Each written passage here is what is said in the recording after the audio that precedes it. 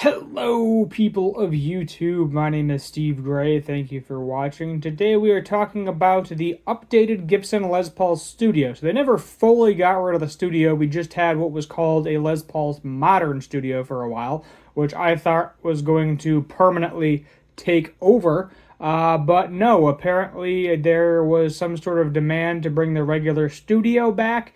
And I'm going to explain things I like, things I don't like, why I think it should just be another option.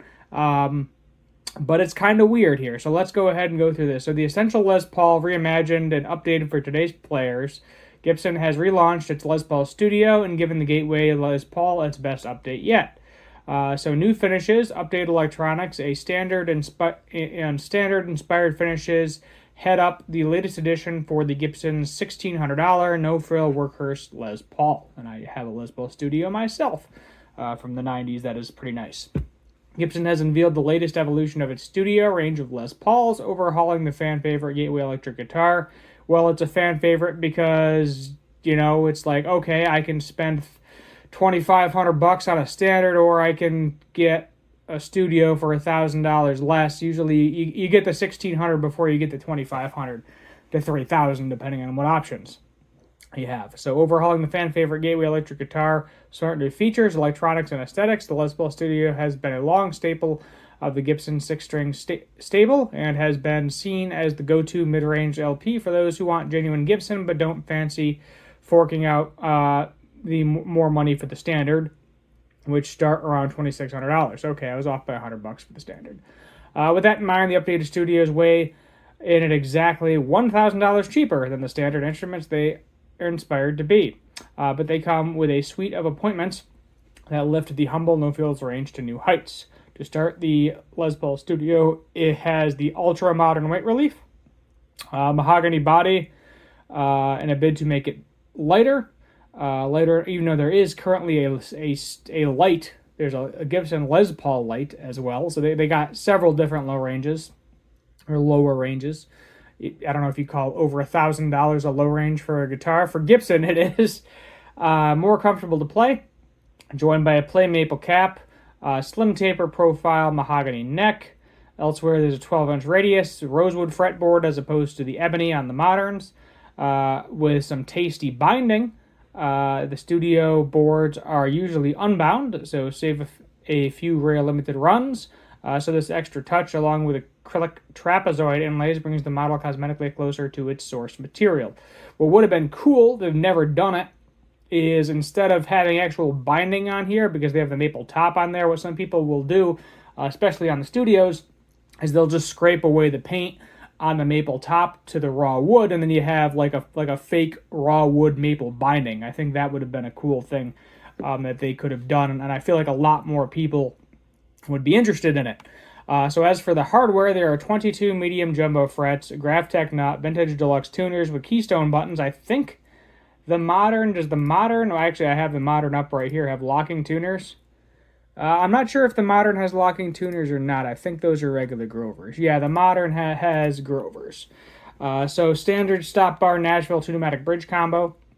The most intriguing appointments, though, arrives in the electronics department. So now the studio offers a pair of Burstbucker Pros, which offer coil tapping, push-pull volume pots, and a pair of standard tone parameters. I think is it supposed to be potentiometers? I'm not really sure. But the studio has had the 490R 498T set forever. Like I'm talking going back to, I don't know what they had on them, because the studio I think has been around since like the mid to early 80s.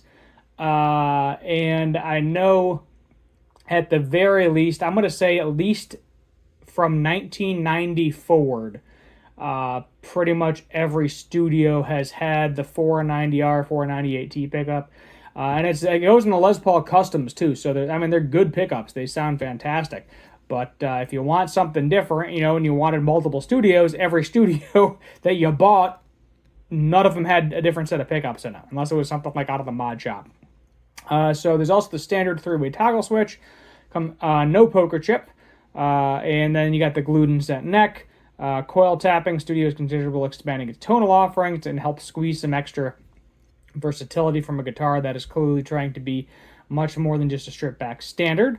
As well as serving as a gateway to the standard Les Paul, the new studio also marks something of a stripped back version of the impressively spec 1999 Les Paul Modern Studio. So yeah, you see, I mean, this is $300 cheaper, which arrived back in February. And as I said, I'm going to go over a comparison of those as well. I do like the Blueberry Burst.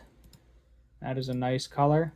And I feel like in terms of the solid color, there's always a black. There's usually sometimes there's a white. The white's been on and off. There's a wine red. There we go. If I can speak. Cherry Sunburst. Some key differences include neck heel contour, pickups, fingerboard material, compound radius tuners, and electronics. But this is slightly a streamlined version. Does look to be a smart investment for those looking for a sub 2K USA Les Paul with some standard flair. Speaking of investments, the Les Paul Studio weighs in at $1,600. Ebony, Blueberry Burst, Wine Red, Cherry Sunburst, and there'll probably be some limited edition colors here and there pop up. To our eyes, it looks like the closest option to a genuine Gibson Les Paul standard, but without buying the real deal. The Wine Red, Cherry Sunburst models are especially tasty, but if you also have the benefit build that offers more than just smart looks. Gibson evidently seems the relaunch of the Studio, which is called the Essential Les Paul, reimagined and updated for today's players.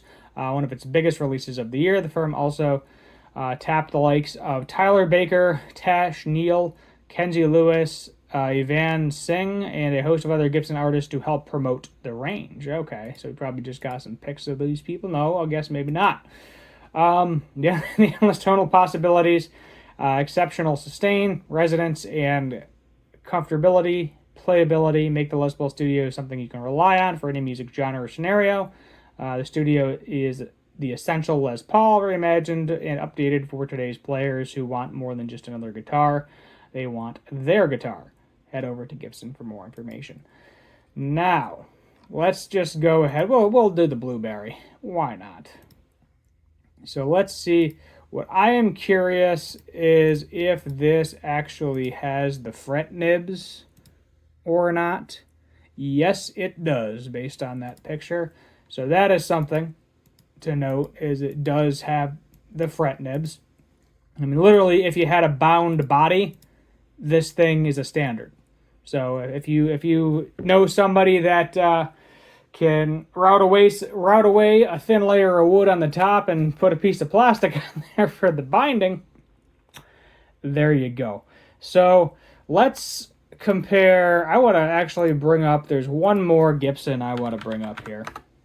I can't spell Gibson. At least the internet knows what I mean. I want the Studio Light. Here we go. So the cheapest of, Modern Light is what the Les Paul Modern Light. They're not actually calling this a Studio, but it's basically a Studio. Then you have the Modern Studio. So there is a model of the Modern Studio. For whatever reason, the Manhattan Midnight is $2,000, but most of them are $1,800. So we're gonna say $1,800. So you're talking a $200 difference between the regular Studio and the Modern Studio, and then also a $200 difference for the Modern Light versus the Les Paul Studio. So it's kind of weird because I feel like they don't need to release all of these at the same time because they're all around a similar price range. I think they all have, so let's see what the pickups are.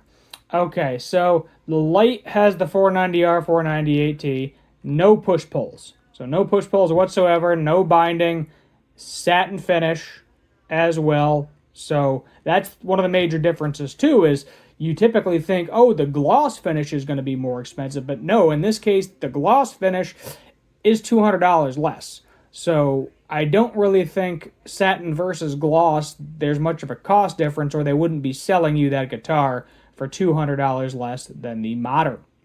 So this one, sure. If you want something no frills, basic, you got $1,400, sure.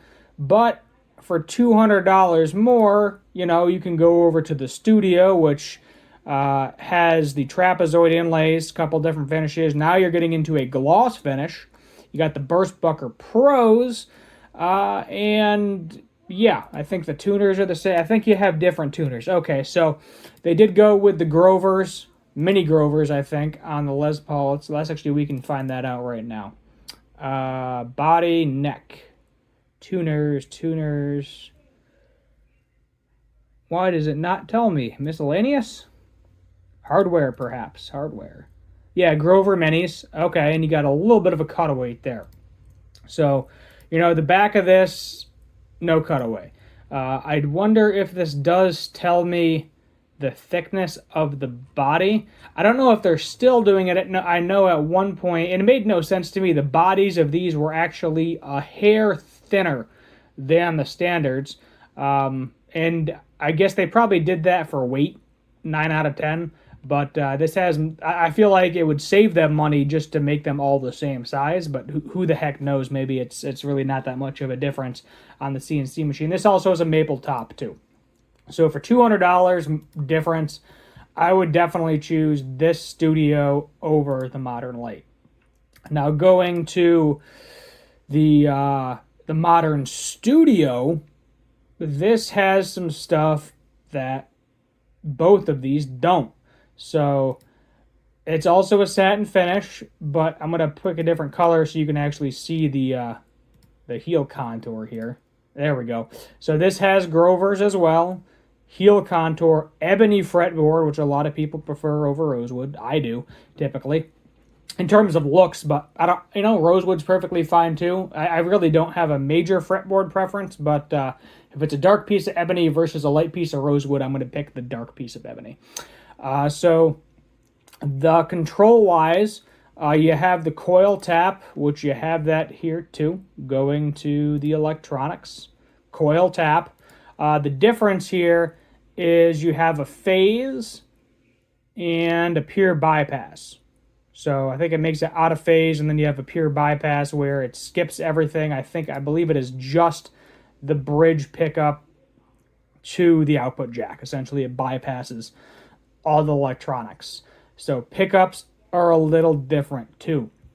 What I really would have liked for Gibson to do, but for some reason this is more expensive. So one of these is going to get phased out, I think. I don't know which one, but I feel it's very weird because there's specs of these that I kind of want from a combination of all of them, if you will.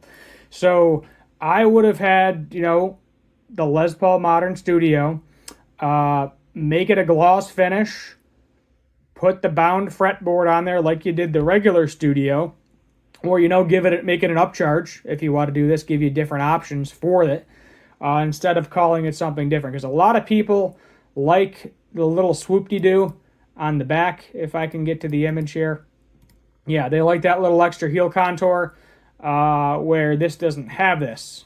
It's just like your standard Les Paul contour, so it's a little difficult to get up to them higher frets. It's not super hard because I have multiple Les Pauls, but I had a Les Paul Prophecy, Epiphone Les Paul Prophecy with that modern cutaway. That was very, very nice.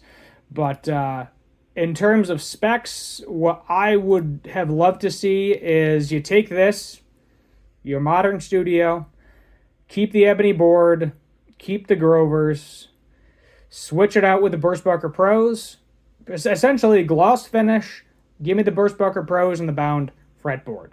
I think a lot of people would have liked that because now you have, as I said, 3 guitars that, from an aesthetic standpoint, I think a lot of people prefer the gloss over the satin.